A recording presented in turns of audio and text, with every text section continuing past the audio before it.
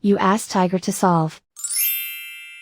This deals with linear equations with one unknown. The final result is x equals -1.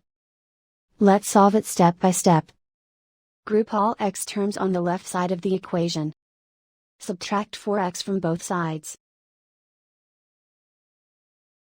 Group like terms. Simplify the arithmetic. Group like terms. Simplify the arithmetic. Group all constants on the right side of the equation. Add 8 to both sides. Simplify the arithmetic.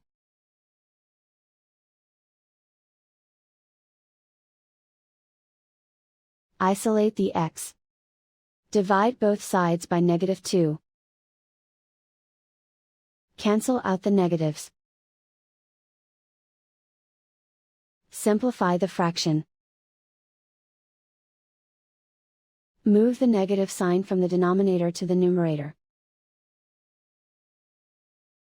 Simplify the fraction. And so the final result is x equals -1.